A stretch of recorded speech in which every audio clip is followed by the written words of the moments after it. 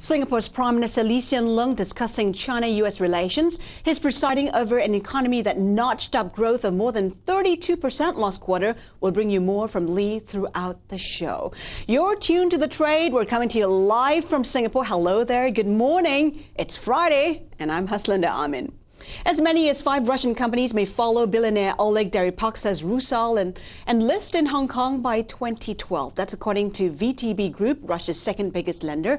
Rusal's listing early this year put Hong Kong in the spotlight as an alternative to London for Russian companies seeking capital. Let's get more on Russia's appetite to list in Asia.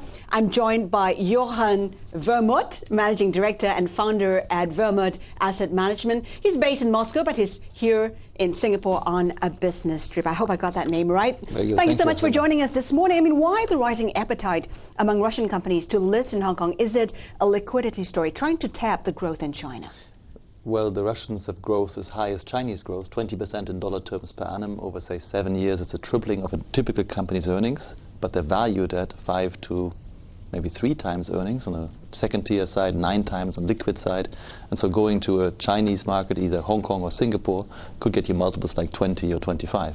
But take a look at where the stock markets are right now. I mean, the Hang Seng, the Shanghai Composite Index, all down. Rusal also lower by 10% since its debut. Why the interest? It's not a good time to be going into such markets. Well, it may have been a bad time to buy it at the IPO, but of course for the sellers of Rusal, they've done very well with the placement. As well as we see it, we see in Russia great value opportunities and growth. We don't have the conflict you usually have between value and growth. We expect to make 9 times or so our money over the next 7 years, and we're looking to attract investors from Australia, from China, mainland, and we think Singapore is actually the best hub. Michael Tay, the ambassador of Singapore to Russia, has brought Lee Kuan Yew to Russia several times. The president of Russia respects them greatly. They think that Singapore is a model economy for them, and I think it's a wonderful place. So we look to maybe do business both ways, bring Russian investments into the region, because Russia is a member of APEC, and also the other way around. So having said that, are we likely to see Russian companies listing in Singapore instead? Well, that's a proposal we're discussing at the moment with the MTI. For one of our companies, we have about $1.5 billion of assets in Russia, built up over the last 2 decades, and some of them we may well list even in Singapore, yes. So the 2 cities could still be competing when it comes to attracting IPOs. I want to take a look at the Russian companies which are likely to list in Hong Kong. We're getting word that perhaps 5 more companies, and among them could be a huge company, OAO Rosneft. Yes, this would be a dual listing. Obviously, Rosneft is a large oil producer which has the advantage of getting lots of the benefit from the Chinese pipeline into China. That company, of course, took over the assets of Yukos, one of the most productive companies.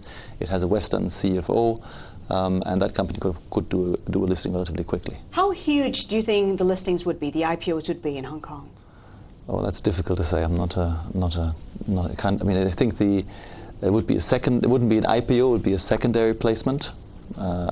Difficult to guess what the placement is. Okay, you being based in Moscow, how are Russian equities looking? They're among the best performers in the world. Yes, we have, of course, Russia has had a horrible reputation. We're trying to convince people that Russia, in fact, is a normal place we can do normal business in.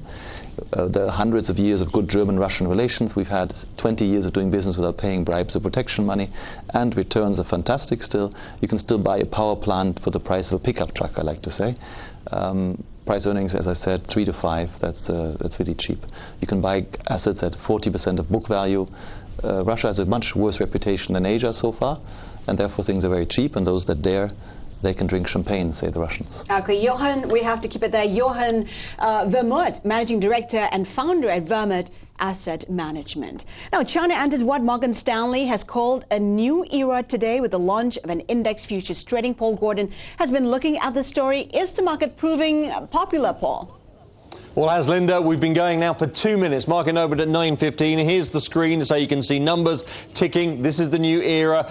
Futures bets going through. It took about 90 seconds for the first 1,000 contracts to change hands. There are 4 contracts in there, May through to December. December's contract, 36.49. Spot for Shanghai Composite is 33.94. By my calculations, that's about a 7 or 8% upside bet on the market between now and December. By next month, investors looking at 34. 34.68, 34.70 now. That again is a small increase, couple of percent over the next month or so. So the market is now finally underway, Haslinda. It will be a slow start. The requirement for your brokerage account in China is $73,000 US. I make that more than 20 times the average household disposable income in China last year. And one broker I just spoke to says, well, China's been here before, and that's why it's going to be cautious.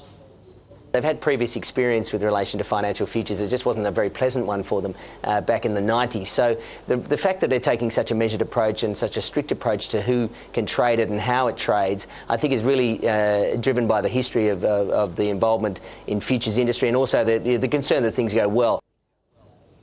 Now, we've had futures launches in South Korea and Taiwan in recent years here in Asia. They took off. Volumes went up multiple times in the first couple of years. That may happen here, and the head of Hong Kong's futures exchange says it's a good thing for everybody. The faster the mainland financial markets develop, the better for investors, for price discovery, and for all of us around the world. So there you go, Haslinda. The new era finally underway.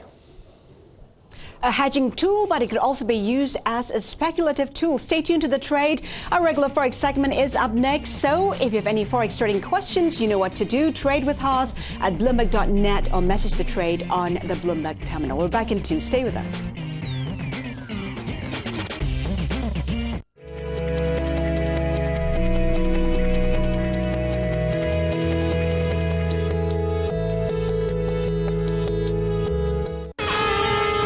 The JP Morgan 2010 Corporate Challenge Singapore.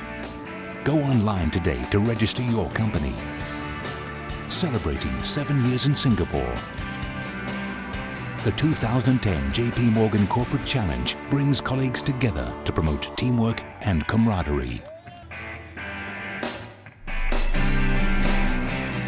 JP Morgan, doing first-class business in a first-class way.